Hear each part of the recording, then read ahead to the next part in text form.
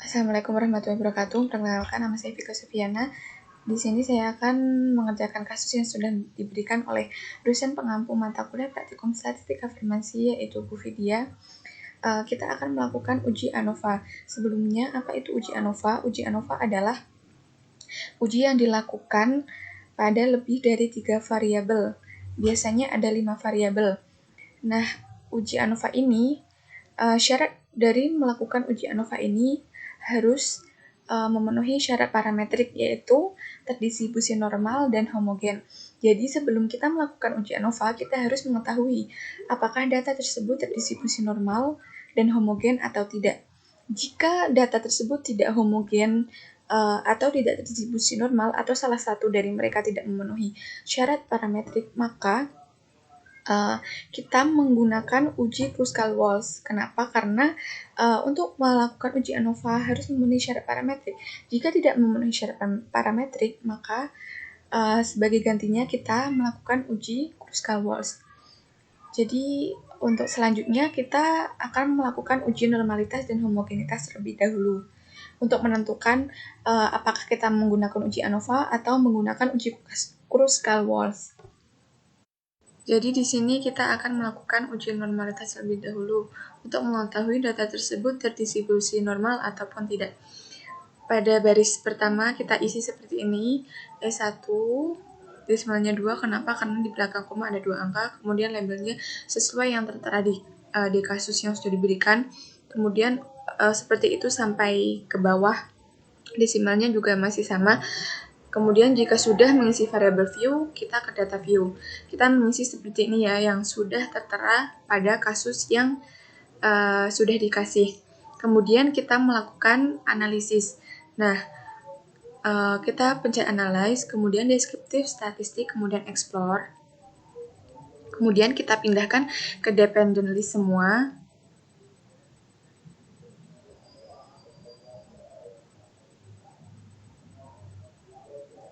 Kemudian kita lihat statistiknya seperti ini ya. Deskriptifnya tercontreng, confidence interval formatnya 95%. Kemudian plotnya kita centang semua. Jangan lupa normality plus speed test. Kemudian continue. Kemudian oke.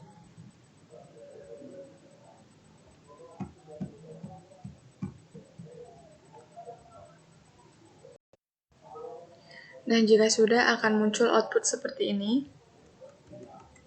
Kita lihat pada nilai signifikansinya.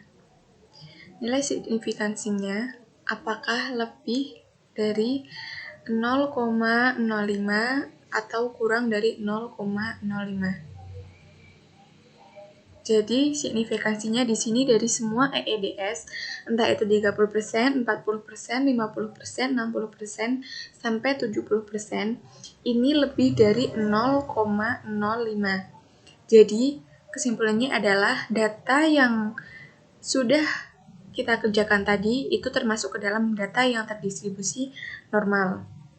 Jika sudah kita melakukan uji normalitas, kita lanjut ke uji homogenitas untuk mengetahui apakah data tersebut homogen atau tidak. Untuk selanjutnya kita akan melakukan uji homogenitas untuk mengetahui data tersebut homogen ataupun tidak. Pada baris pertama kita isi ekstrak, kemudian desimalnya 0, kemudian labelnya ENDS, values-nya seperti ini. Seperti ini. Kemudian yang baris kedua uji desimalnya 2, kenapa? Karena di belakang koma ada 2 angka, kemudian labelnya uji EDS, kemudian tidak ada, abaikan yang lainnya, kemudian kita ke data view. Gunanya values untuk mengisi ini ya, ini sebelumnya kalau tampilannya tidak seperti ini akan seperti ini. Menurut kode yang kita tuliskan pada values tadi, untuk mempermudah kita beginikan saja. Kemudian jika sudah kita langsung melakukan analisis. Kita ke deskriptif statistik, kemudian ke explore. Kemudian dependent listnya kita isi uji EEDS, kemudian factor listnya kita isi EEDS. Kemudian kita lihat pada statistiknya pastikan ini 95%, deskriptifnya terconteng, kemudian continue. Untuk plotnya sekarang ini non, kemudian power estimation, kemudian continue, kemudian oke. Kita lihat hasilnya di sini. Kita lihat pada nilai signifikansi. Ini ada 4 nilai signifikansi ya. Kita bandingkan apakah nilai dari semua angka tersebut lebih atau kurang dari 0,05. Jadi di sini dua yang 0,076 sama 0,078 ini melebihi 0,05. Sedangkan yang 0,40 sama 0,042 itu kurang dari 0,05.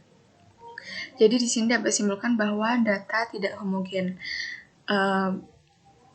Walaupun tadi data terdistribusi normal dan sekarang data tidak homogen, kita menggunakan uji yang bukan ANOVA. Kenapa? Karena tidak memenuhi syarat parametrik. Karena syarat parametrik itu ada 2, yaitu terdistribusi normal dan homogen. Jika tidak homogen, maka kita tidak bisa melakukan uji homogen, atau jika tidak terdistribusi normal, maka kita tidak bisa melakukan uji ANOVA tersebut. Maka dari itu kita melakukan uji Kruskal-Walsh. Kenapa? Untuk mengganti uji ANOVA tersebut karena tidak memenuhi syarat parametrik. Lanjut untuk analisis selanjutnya, kita akan menggunakan uji Kruskal-Walsh. Kenapa? Karena data yang sudah kita lakukan normalitas dan homogenitasnya itu tidak homogen. Jadi jika data tidak homogen, maka kita akan menggunakan uji Kruskal-Walsh karena tidak memenuhi syarat parametrik. Tapi jika syarat parametriknya terpenuhi, maka kita akan menggunakan uji ANOVA. Di sini karena syarat parametriknya tidak terpenuhi atau tidak homogen, jadi kita menggunakan Kruskal-Walsh. Di sini untuk baris pertama itu kelompok, kemudian desimalnya tidak ada, values-nya seperti ini. Values ini untuk penandaan pada waktu kita mengisi data view. Kemudian yang bawah itu ekstrak, desimalnya 2. Kenapa? Karena di belakang koma ada 2 angka. Kemudian abaikan yang lain. Lalu kita ke data view. Kita menghasilkannya seperti ini. 1-10 itu untuk EEDS 30%, kemudian 11-20 untuk EEDS 40%, kemudian 21-30 untuk EEDS 50%, kemudian untuk 31-40 untuk EEDS 60%, kemudian 41-50 untuk EEDS 70%. Kita isi sesuai yang tertera pada kasus ya. Kemudian langsung kita melakukan analis. Kita cari non-parametric test karena bukan termasuk dari uji parametrik. Jadi kita melakukannya untuk uji non-parametrik. Dan kita ke independen. Nah, untuk variable listnya ini kita isi ekstrak, kemudian grouping variabelnya ini isi kelompok, kemudian ininya ini minimumnya 1, maksimumnya 5. Kenapa? Karena di sini ada 5 data atau ada 5 EEDS 5%, yaitu 30%, 40%, 50%, 60%, dan 70%. Kemudian continue, kemudian langsung oke. Nah, akan muncul seperti ini. Kita lihat pada hasil asim signifikansinya. Di sini asim signifikansinya 0,000. 0,00 itu lebih kecil atau lebih besar dari 0,05? Jawabannya lebih kecil ya, karena di sini hasilnya lebih kecil. Maka dapat disimpulkan bahwa terdapat perbedaan antara konsentrasi EEDS terhadap diameter daya hambat pada bakteri Staphylococcus aureus. Begitu ya. Jadi kesimpulannya terdapat perbedaan. Jika hasilnya melebihi 0,05, maka tidak ada perbedaan antara konsentrasi EDS terhadap diameter daya hambat. Begitu ya. Mungkin cukup sampai di sini saja video kali ini. Terima kasih. Mohon maaf jika apabila ada kesalahan kata atau ucapan yang saya lakukan. Saya mohon maaf sebesar-besarnya. Wassalamualaikum warahmatullahi wabarakatuh.